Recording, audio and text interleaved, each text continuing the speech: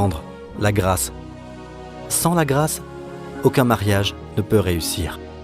Et la grâce est une faveur, elle ne peut être méritée.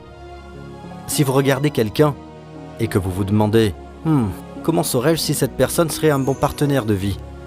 Mesdames, aimeriez-vous avoir celles qui sont célibataires Mesdames, ne levez pas la main. Surtout toi, ma femme. Bien. Quel genre d'homme recherchez-vous? Proverbe 19-22 nous dit « Ce qui fait le charme d'un homme, c'est sa bonté. » Mais en hébreu, le mot bonté est le mot chesed. N'est-ce pas intéressant? Chesed, c'est la grâce. Amen. Ce qui rend un homme attirant, c'est la grâce. Qu'est-ce qui rend Dieu attirant à nos yeux? C'est sa grâce. Qu'est-ce qui rend Jésus attirant à nos yeux? C'est sa grâce. Donc Dieu dit, trouvez quelqu'un qui possède cette chose en plus, quelqu'un qui a la grâce. En d'autres termes, si la grâce est une faveur non méritée, il y aura beaucoup d'occasions dans votre vie, ensemble, en tant que mari et femme, où vous aurez besoin d'une prolongation de la faveur non méritée. Ou, vous savez, même si votre conjoint n'a pas envie de vous pardonner, il sait qu'il n'est pas nécessaire pour vous d'arriver au point de devoir mériter son pardon. Il vous pardonnera. Il s'excusera parfois en premier. Qu'en est-il des célibataires? Les célibataires, que cherchez-vous? Dieu dit, cherchez une femme qui est comment? Bien. Ce qui fait le charme d'un homme se trouve dans le chapitre 19, n'est-ce pas? Dans le même chapitre, il est dit, on peut hériter des parents une maison et des richesses, mais une femme prudente. Si vous trouvez une femme prudente, vous savez quoi? Ce n'est pas vous qui l'avez trouvée, elle est venue du Seigneur. Ça veut dire que Dieu vous l'a donnée. Une femme prudente, vous savez ce que dit l'hébreu? J'aime beaucoup cela. Vous connaissez l'équivalent en hébreu? Sakal. La sagesse sakal. Combien se souviennent encore de ce que j'ai enseigné sur la sagesse sakal? Josué 1:8. Que ce livre de la loi ne s'éloigne pas de toi. Médite-le jour et nuit. Que se passera-t-il? C'est alors que tu réussiras. Réussir, avoir du succès est en fait un seul mot en hébreu. Sakal. Et plus une femme est sage, plus elle devient belle.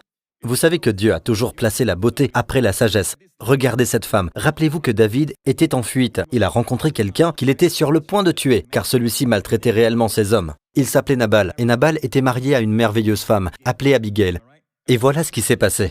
David envoya des messagers pour tuer Nabal, à cause de la façon dont il a traité les hommes de David. David était en route avec eux. Il fut intercepté par Abigail. Et la sagesse d'Abigail était telle. C'est une leçon de communication. Étudiez ça.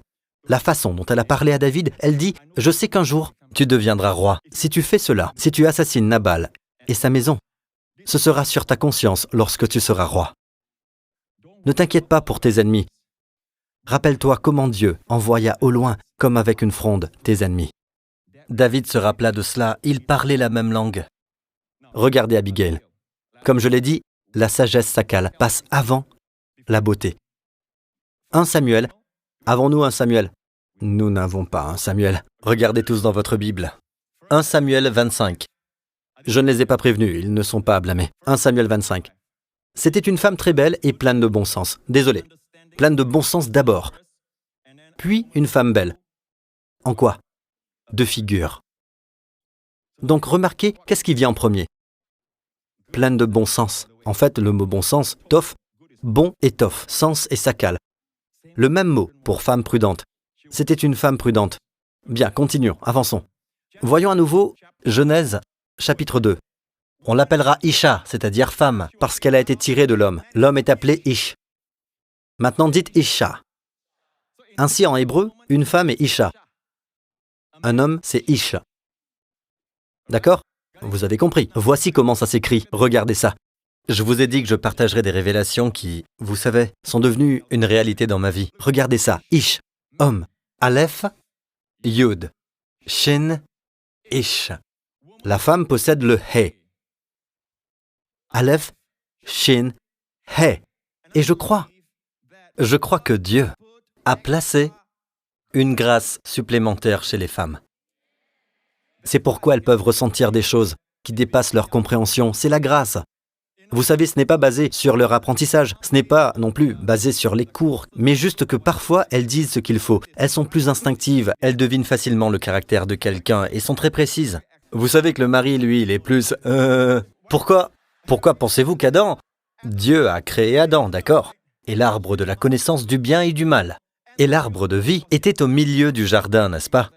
Il n'y avait pas que l'arbre de la connaissance. Dieu dit de ne pas manger de cet arbre. Mais Dieu n'a jamais dit de ne pas manger de l'arbre de vie qui était aussi au milieu. Mais Adam n'a jamais mangé de l'arbre de vie. Et il ne l'a jamais fait. Dieu a donc créé une femme pour le diriger vers le milieu du jardin. Mais Satan est arrivé, bien sûr, et a perverti toute l'affaire, et elle lui a montré le mauvais arbre. Mais pourquoi Dieu a-t-il créé la femme? Je crois que c'était pour diriger l'homme vers l'arbre de vie. Elle a la grâce supplémentaire pour l'inspirer. Les femmes ont fait faire aux hommes toutes sortes de choses folles, comme Hélène de Troie et d'autres femmes à travers l'histoire.